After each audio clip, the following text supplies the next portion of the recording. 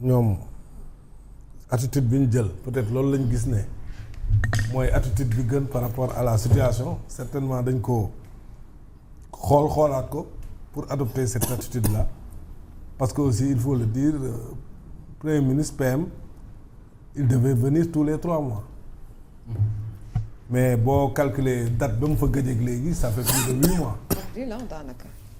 Pourquoi avoir attendu tout ce temps-là et pourquoi maintenant? C'est autant de questions que les gens peuvent aussi se poser ñoom ñi nga xam ne ñoom ñooy député yi parce que keroog maa ngi lay wax fii timing bi boo ko xoolee dafa mel ni parce que député majorité bi bu ñu bëggul woon lii am lii du am donc c'est parce qu'ils l'ont voulu moo tax mu am maintenant est-ce que dañ ko jël de commun accord avec le PM pour le faire su dee loolu la dañoo bëgg a communiquer ban communication lañ bëgg a jàllale. maintenant bu fekkee ni ñee ci loolu lañ dëppale seeni xalaat ba ñoom gis ne PM bi respecté wul périodicité bi même su fekkee sax quand même mun nañ rafetlu ne dem na fa demaat fa mais quand même il avait pris l'engagement de venir tous les 3 mois mais curieusement bii gis nañ ne il est resté 8 mois sans venir gis nañ aussi dëkk bi am na situation bu fi am peut-être que la majorité a besoin de se repositionner woo seen leader gis nañ ne député yu bëri dans cette crise qu'il y a ñoom Ousmane Sonko la ñu àndal donc ñoom le groupe PASTEF bu ñu concocté lu mel nii ba teg ko pour PM bi ñëw c'est parce que ils ont des objectifs qui ne sont pas mis sur la table léegi nag ñee bu ñu geddee pas gedd bu ñu boycott parce que boycott bi aussi c'est une communication parce que tey jii boo laajoon majorité bi ak peut-être PM bi nar a dem li leen gënaloon mooy que tous les députés puissent assister mais tey jii boo nee les députés de l'opposition dañuy boycotter ak ñenn ñi nga xam ne ils sont non inscrits déjà am na benn fausse note bu muy indi ci voilà débat bi nar a am demain même su fekkee ku mel ni Tafsir Thioye moom souvent moom li muy adopté mooy du boycotté moo tax sànq ma tudd trop mais l'un dans l'autre jàpp naa ni c'est important aussi que le PM puisse venir parce que dëkk bi li fi xew nii aussi on a besoin d'entendre le Premier ministre maintenant li Alassane wax dëgg la peut-être que ñoom bu ñu fa toogoon ils allaient poser les véritables questions man yi may xaar yow nga koy xaar peut-être askan bi di ko xaar mais est-ce que tey dans ce contexte là même bu fekkee benn Tafsir Thioye dana fa ne temps bi ñu koy jox je pense que c'est ay 2 minutes la est-ce que di nga mën a vraiment waaw wax question yëpp ensuite question yi aussi question la da ngay poser dem toog ñu répondre la tu n'as pas la possibilité de revenir hein parce que yooyu yëpp pour man c'est des ay fausses notes la quoi yoo xam ne war nañ ko corriger assemblée par excellence c'est l'expression de la démocratie foofu man dama jàpp ne sax waruñu limiter nit ñi quoi même su fekkee nag warul nekk pëccëxoo en fait mais quand même képp koo xam ne am na lu mu war a wax wala lu mu war a laaj comme ñoom ñooy saytu ñooy nattal déjà gouvernement bi ba pare war leen contrôler je pense que aussi s'ils ont la possibilité d'entendre un premier ministre et des ministres war nañ leen bàyyi quand même ñu mën a exprimer wu laaj lépp lu ñu war a laaj ñu indi leen les explications nécessaires bref loolu ci beneen wàll la loo xam ne jàpp naa ne ñoom député yi war nañ mën a toogaat waxtaan ba nga xam ne voilà dinañ gën a xoolaat règlement intérieur bi ba xam ne ñoom dinañ gën a mën a am possibilité poser question yëpp yi ñu bëgg a poser à chaque fois bu amee lënt-lënt ñu revenir pour am les précisions nécessaires parce que ñoom ñooy natt budget yi mais aussi ñoom ñoo ko war a saytu léegi nag li nga war a saytu aussi waruñu la ci limité. da ngay xool ku mel ni Angleterre soo gis seen débat yi da ngay gis waa day dem ak ñëw di baatam dem ak ñëw parce que voilà tontu ak laaj c'est pas clair parce que tey jii mën nga ñëw poser benn question ñu répondre la tu n'es pas satisfait mais tu n'as pas la possibilité de revenir wala def ay reprécision donc pour man yooyu yu ñu war a joyanti la day gën a taaral suñu démocratie rek day gën a indi contradiction boo xam ne mais lu leer rek moo ci xala génn mais li ci des nag mooy ci ñi fa nekk ñee nekkuñu fa ok pour man il marque le coup hein dinañ marquer benn coup parce que voilà ils ont boycotté ils ont leur raison et loolu aussi ak loo mën a wax déjà rek le fait de le poser rek mooy wane ni am na un sens boo xam ne moom moo ci am maintenant mu des ñi fay des aussi warul mën a nekk monologue parce que aussi. monologue la nar a doon parce que pour certains show. mais non mais léegi bu ñu ko defee monologue ku leen di seetaan mais si on ne pose pas les véritables questions yi askan bi xaar.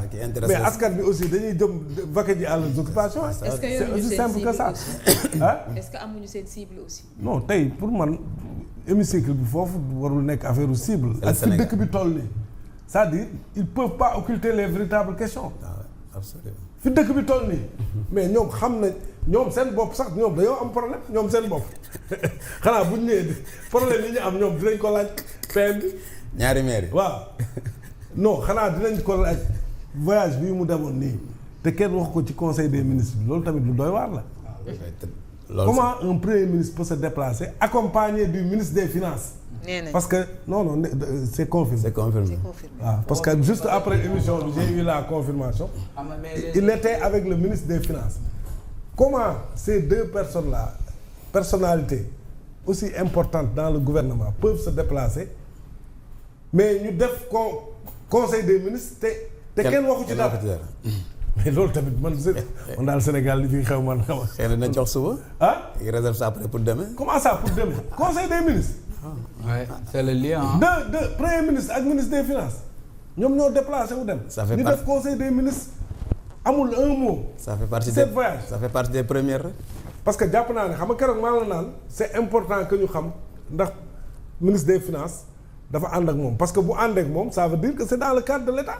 mais foofu tam waxoon nañ sax am na entorse parce que normalement c'est le ministre de l'économie la war a àndal. et de la coopération.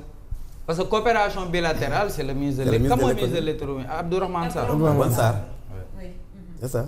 xam nga fii moom nguur gi moom. donc loolu pour man anomalie la mais ce serait bien aussi que ñu xam sur l'affaire du jet privé. les gens en parlent. est-ce que jet privé bi.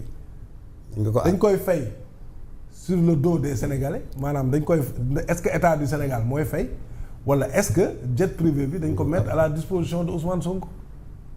mais même bu ñu ko mettre à la disposition de Ousmane Sonko kan moo def loolu ki ko def moom jet privé bi mooy kan. lu tax mu xaar ba tey. ban intérêt la ci am.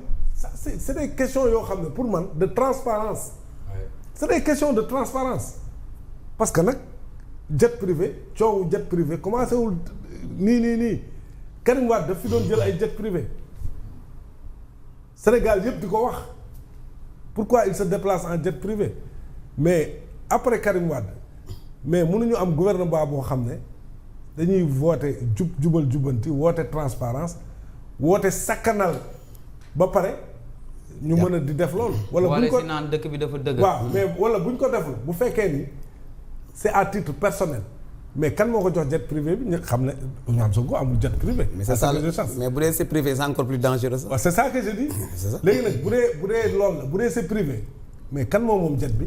c'est ça.